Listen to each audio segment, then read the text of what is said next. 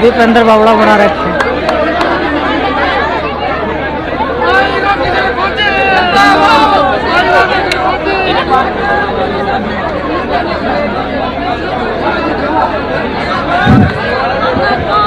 Hello hello, Ram Ram ji.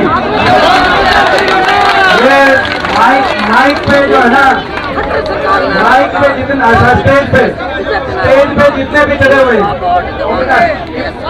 चलो का time आ गया। स्टेज पे जितने भी चढ़े हुए हैं देखो, सबका मान सम्मान ले लिया हमने, और किसी का रह गया तो सबका मान सम्मान लेके जाएंगे, कोई बात नहीं। लेकिन अभी क्योंकि आगे सारे लोग आगे बैठे हैं, ये सभी से मैं आग्रह करूंगा कि भाई ये मैं एक का नाम नहीं लेना चाहता।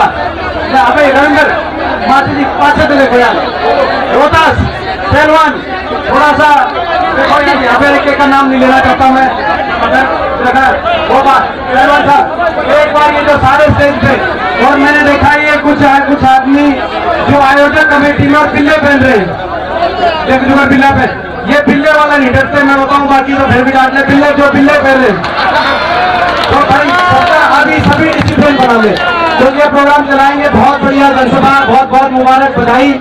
लेकिन अब क्योंकि लोग बैठे हैं बहुत धैर्य से, और इसीलिए प्रोग्राम के लिए ये बड़ी मजबूरी है कि स्टेज के पीछे जो एक मेला पीछे चल रहा है, स्टेज के पीछे भाई साहब तो मैं एक का नाम नहीं लेना चाहता, सारे पीछे प्रोग्राम आराम से चला सके। साइन ये करीब आपके साथ रहेंगे यार,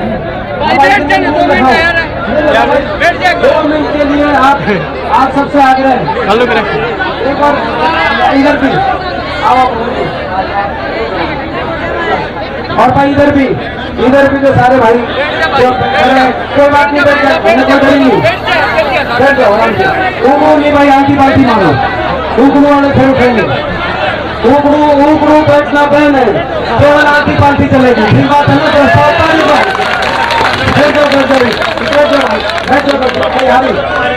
यहाँ भी बैठ जाओ भाई,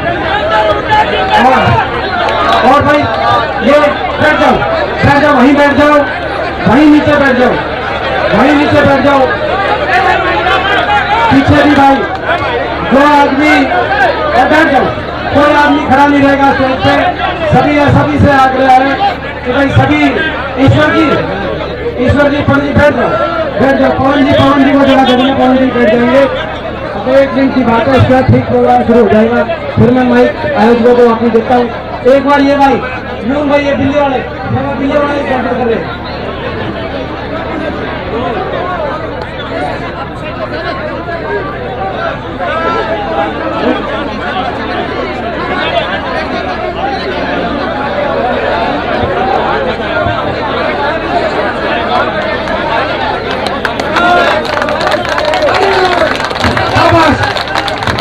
अब आखिर में जो स्टेज वाले हैं भाई देखो, मान सम्मान बाद में ले लेंगे जिनका रह गया, और एक नारा लगाएंगे, मैं कहूँगा भाइयों, आप सारे कहेंगे बैठ जाओ।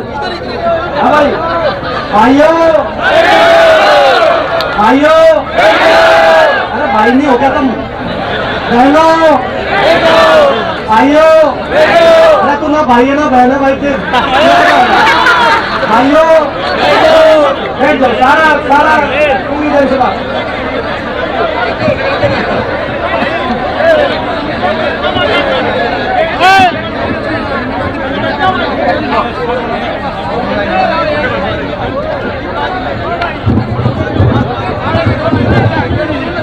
देखिए जो वॉलंटियर है ना, ये भाई सुनो, ये वॉलंटियर स्टेज पर ला रहे हैं, आप आ जाओ प्लीज। देखो आप मिल लिए, दो वॉलंटियर ना भाई, आ जाओ प्लीज, एमपी साहब का आदेश, आ जाओ प्लीज, सारे नीचे आ जाओ प्लीज, वॉलंटियर आ जाओ। एमपी साहब के लिए प्रोग्राम और आप नहीं मानोगे यार, कमाल की बात नहीं है, आ जाओ।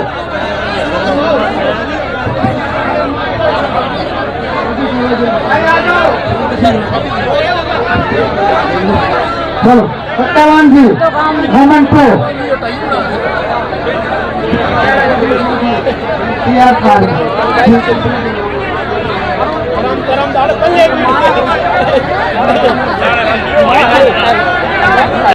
पीछे आ जाओ। अब गांव के जो सम्मानित जो साथी है गांव की तरफ से पगड़ी पहनाएंगे एमपी साहब को। 7 बज गए जी। नमस्कार। नमस्कार। तुम अरे एक मिनट सर प्लीज, अकेले मत लो सर। कैसी खुशी होती है हरियाणा की बेटियां किस तरह, हरियाणा की बेटियां किस तरह से एक कॉमन दे देता हूं। हाँ जी सर, एक बार सर हरियाणा सरकार जो कॉमन दे देते हैं। हरियाणा की हमारी बेटी नीतू घनघस, धनाना गांव की हमारी बेटी, पूरे हरियाणा की बेटी, और इनने जो मेडल लाने का काम किया है देश के लिए, और एक वर्ल्ड चैम्पियनशिप में गोल्ड मेडल लाना कोई छोटी बात नहीं है, वो भी बॉक्सिंग जैसे खेल में।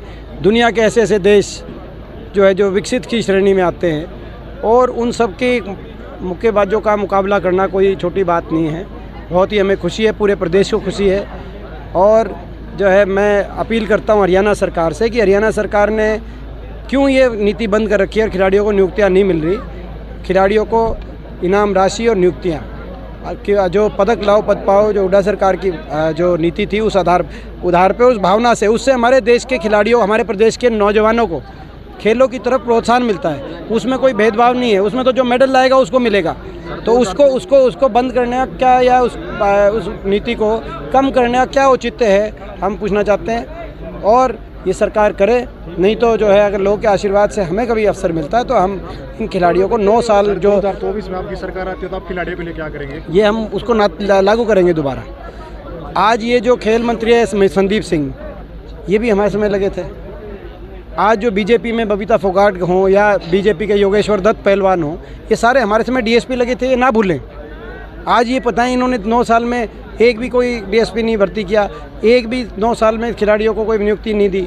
तो ये एक बड़े सरकार की एक जो सोच है, ये अच्छी सोच नहीं है, ये देश हित में नहीं है। जब जनगण मन का गाना जो है, वो जो जनगण मन का गान, उसकी गूंज पूरी दुनिया में सुनाई देती है, तिरंगा ऊपर उठता है जब नीतू घनघस, तो हमें इस बात की आप समझ सकते हो कितनी खुशी होती होगी। आज एक और मेरे लिए बड़ी खुशी की बात है, व्यक्तिगत तौर से मुझे पता चला यहाँ पे आके कि ये नीतू घनघस जो है ये खडवाली गांव की ज्योति है, ये हमारे गांव की ज्योति है। वैसे तो खुशी इसकी अपार हम सबको है, अपार हम सबको खुशी वैसे ही है, मगर इसका, इस बात का मैं समझता हूँ, आप खुद समझ सकते हैं, आपकी खुद की गांव की ज्योति भी अगर कोई मेडल लाए, वैसे तो खुशी पहले ही बहुत थी, लेकिन कहीं उस पर 4 चांद लगने का काम ये पता करते ये हुआ। सर अभी अलका भवानी खेड़ा में, अलका भवानी खेड़ा के अंदर ये वो सारी राजनीति नहीं जरूरी है, इसीलिए जो 1 घंटा स्पीच दी आप, फिर ये चलाओगे, स्पीच ने काट देगा भाई।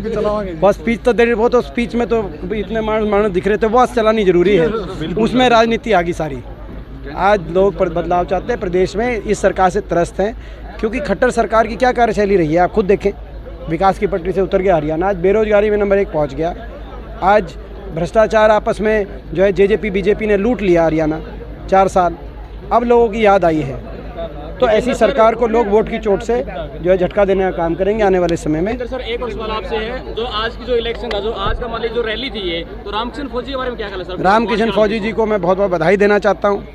एक बहुत ही संघर्षशील व्यक्तित्व के धनी है रामकिशन जी, और लगे रहते हैं दिन रात लोगों के लिए। और ये एक जो है इस आज की जो एक कामयाब हाथ से हाथ जोड़ो सभा के वो आयोजक थे, तो मैं रामकिशन फौजी जी को बहुत विशेष तौर पे बधाई देता हूं आज की इस कामयाबी के लिए। और जो है उनके नेतृत्व में कांग्रेस जनपुरा भवानी खेड़ा हल्के के उन्होंने सबने प्रयास किए, मैं सबको भी सारे कार्यकर्ताओं को बहुत बहुत धन्यवाद।